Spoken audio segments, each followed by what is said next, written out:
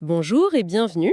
Aujourd'hui, on plonge dans un classique de la pensée américaine, une œuvre qui continue vraiment de résonner, The Conduct of Life de Ralph Waldo Emerson, publié en 1860. Absolument. C'est un recueil d'essais qui ne mâche pas ses mots, on peut dire, sur la manière de naviguer les grandes questions de l'existence. C'est ça, très direct. Notre exploration va nous mener au cœur des idées d'Emerson sur des forces comme le destin, le pouvoir, la richesse, mais aussi la culture, le comportement, le culte ou même les illusions qui colorent nos vies. Des thèmes costauds. Oui, l'idée c'est d'extraire de ces textes parfois denses une sorte de sagesse pratique, comment comprendre les forces qui nous façonnent et surtout comment y faire face, comment agir. Exactement. C'est un peu comme si on essayait de déchiffrer une vieille carte, quoi, pour mieux comprendre le territoire de notre propre vie. C'est une excellente image, parce qu'Emerson nous met face à un paradoxe fondamental. Ah oui, hein. Lequel? D'un côté, il y a les limites qui semblent infranchissables, ce qu'il appelle le destin, le fate, et de l'autre, le potentiel immense qui réside en chacun de nous, le pouvoir, power. D'accord, cette tension constante. Voilà, et il ne donne pas de recette miracle, hein. Il propose plutôt une manière de penser cet équilibre fragile entre ce qui nous contraint et ce qui peut nous libérer. Son but, c'est pas de nous rassurer à tout prix, mais de nous armer intellectuellement. Très clair. Commençons donc par ce fameux destin alors, le fate.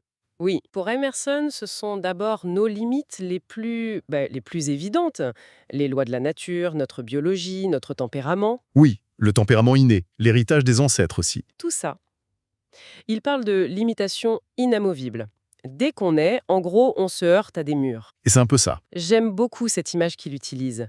Chaque esprit construit sa maison, mais ensuite la maison emprisonne l'esprit. Elle est forte, cette image. Nos propres créations, nos habitudes, même nos certitudes, tout ça peut finir par nous enfermer. Et ce destin, il n'est pas tendre, si j'ai bien compris. Ah non, pas du tout.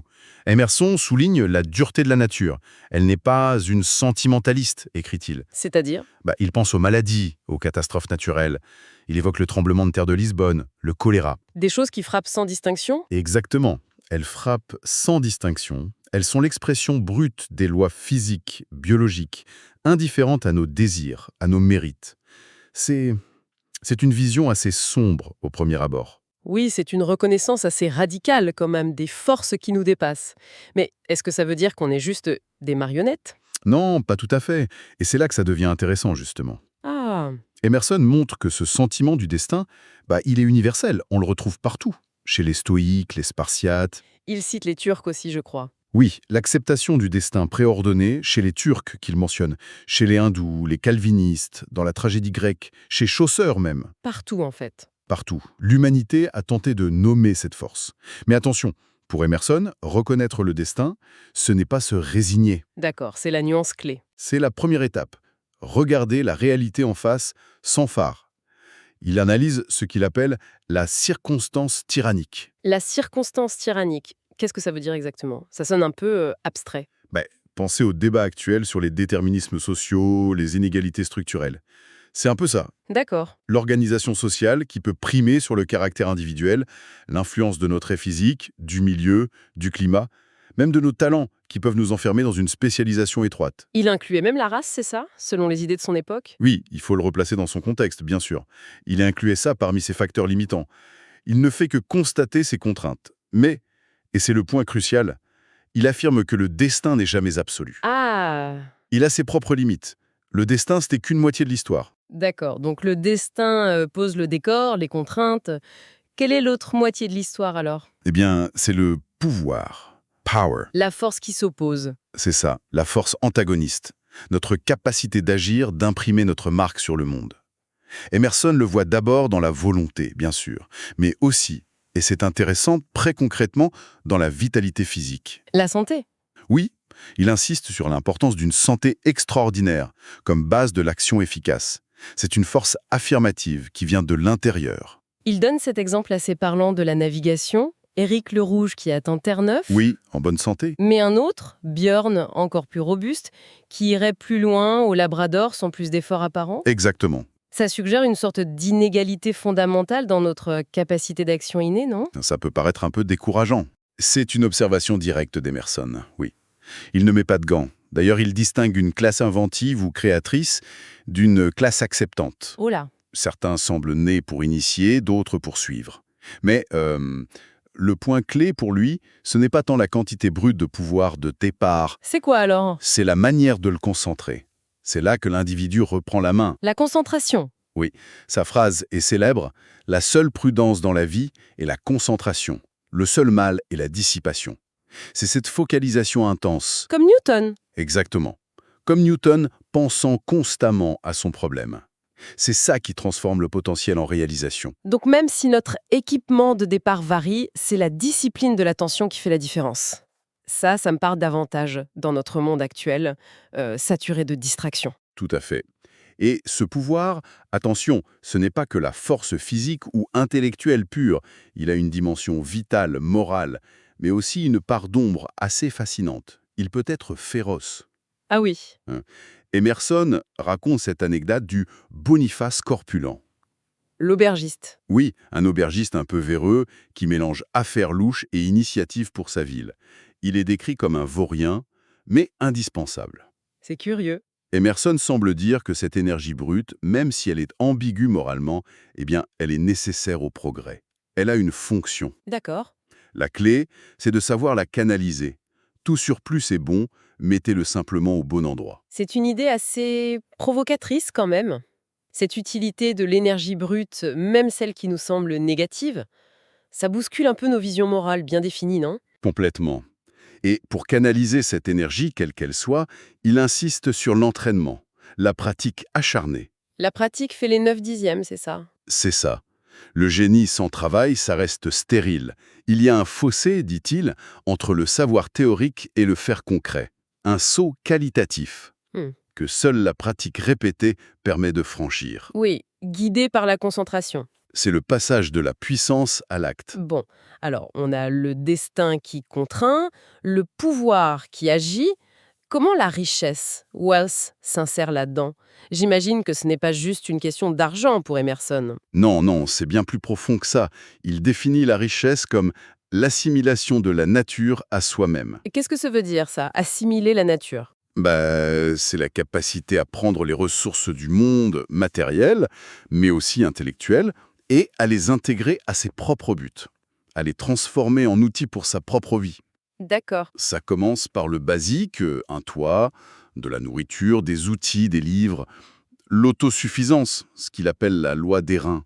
Mais ça va au-delà de la simple survie, j'imagine. Bien sûr, la richesse au sens large, ça ouvre des portes. Accès aux ressources, possibilité de voyager, de se cultiver. Il cite le poète persan Saadi, « L'homme riche est partout attendu et chez lui ». Il y a une forme de liberté là-dedans. Absolument. Et Emerson admire aussi le génie spéculatif. Les entrepreneurs audacieux. Oui, ceux qui prennent des risques énormes, comme ceux qui ont bâti les industries, les chemins de fer américains. Il les voit comme des agents du pouvoir, en fait, qui transforment la nature. Et il y ajoute une dimension morale, c'est ça? Crucial, oui. La richesse est mentale, la richesse est morale. La valeur d'un dollar, dit-il, dépend de l'intelligence et de la probité de la société qui l'utilise. C'est intéressant, ça. Un dollar, c'est pas juste du grain, c'est du maïs athénien, dit-il. Sous-entendu, du grain qui soutient une civilisation, une culture. Donc la vraie richesse est liée à l'intelligence pratique. Oui, comme l'art du marchand qui amène une chose là où elle manque. Et sur le plan économique plus large, il pense quoi? Alors là, il est clairement partisan du laisser-faire. La base de l'économie politique est la non-interférence. Il fait confiance aux lois naturelles de l'offre et de la demande. D'accord. Il donne des règles d'économie personnelle. Oui, et elles sont particulièrement intéressantes. Elles visent toutes à aligner la richesse sur le pouvoir intérieur, pas sur le simple plaisir ou l'apparence. Ah, quelles sont ces règles? Ça pourrait être utile. Alors, il dit « dépensez selon votre génie propre, pas selon la mode ou la pression sociale. Son propre style, en quelque sorte. » Voilà. Faites-le avec système, avec organisation. Suivez les usages locaux pour ne pas gaspiller d'énergie en excentricité inutile. Cherchez la cohérence. Cherchez la graine de même nature que celle que vous semez. C'est ça. Et surtout, visez l'ascension. Investissez pour accroître votre capacité d'action, votre pouvoir réel, plutôt que pour le simple plaisir passager ou l'ostentation. C'est l'inverse du matérialisme superficiel. Exactement. Il critique d'ailleurs ceux pour qui la richesse devient un jouet. C'est un défi direct à notre culture de consommation actuelle, non? Absolument. Dépenser selon son génie, ça demande une sacrée connaissance de soi, quand même, hein. C'est sûr. Passons à la culture et au comportement, aux behaviors. Si la richesse concerne notre rapport au monde matériel, la culture, elle, nous élève. C'est ça l'idée, hein. Oui, la culture nous sort de la simple lutte pour la survie. Emerson célèbre les livres, bien sûr, les plus beaux enregistrements de l'esprit humain. Le voyage aussi. Le voyage est utile, oui, mais il met en garde contre la dépendance. Il parle ironiquement du ténia de l'Europe, logé dans le cerveau américain. Le ténia de l'Europe, c'est quoi ça? C'est cette idée qu'il faudrait toujours aller chercher ailleurs, la culture, l'inspiration, au lieu de la cultiver chez soi. Une sorte de complexe d'infériorité culturelle. D'accord, je vois. Il valorise aussi des compétences plus pratiques. Oui, les jeux, l'équitation, la danse, il dit que ce sont des billets d'entrée dans le monde, des façons d'apprendre et d'interagir socialement. Et le comportement, les manières, ce n'est pas juste la politesse de surface pour lui, j'imagine. Non, pas du tout. C'est un langage silencieux et subtil. Les bonnes manières, ce sont les morales mineures qui rendent la vie en société possible. Qui nous font sortir de l'état quadrupède, dit-il. J'aime bien l'image. Oui, elles sont l'huile dans les rouages sociaux. D'ailleurs, il n'hésite pas à lister les comportements insupportables. Ah oui? Lesquels? Ceux qui contredisent juste pour le plaisir, les bavards invétérés qui épuisent leur entourage, ceux qui se plaignent sans cesse. On en connaît tous, hein. Malheureusement, oui. Et quelle est la clé des bonnes manières, alors, selon lui? Apprendre des règles par cœur? Pas du tout. La base, c'est la confiance en soi, la fameuse self-reliance émersonienne. Ah, toujours elle! Toujours. C'est le manque d'assurance qui nous rend maladroits, envahissants. Les bonnes manières, les vraies, découlent naturellement d'une certaine paix intérieure. Et il insiste sur la transparence du caractère. Énormément. Le corps ne ment pas, dit-il. Le corps révélateur est tout en langue. Les yeux parlent toutes les langues. L'authenticité avant tout. Voilà. L'authenticité prime sur les conventions. Une vraie culture, pour lui, tue l'exagération, la vanité de son village ou de sa ville. Elle ouvre à la beauté, à l'universel. Il mentionne aussi l'importance de la solitude pour le génie, mais il ajoute une note un peu sombre, non? Que ces vertus sont presque trop coûteuses pour l'humanité. Qu'est-ce qu'il veut dire par là? Oui, c'est une remarque intéressante. Je pense qu'il reconnaît lucidement que développer cette culture profonde, cette authenticité, cette discipline mentale, eh bien, ça demande un effort considérable. Un certain retrait du monde, peut-être. Que tout le monde n'est pas prêt à faire. Voilà, que tout le monde n'est pas prêt ou même capable de fournir. C'est un idéal élevé, très exigeant. Ça nous ramène encore à cette tension entre l'idéal et la réalité des limites humaines. C'est logique.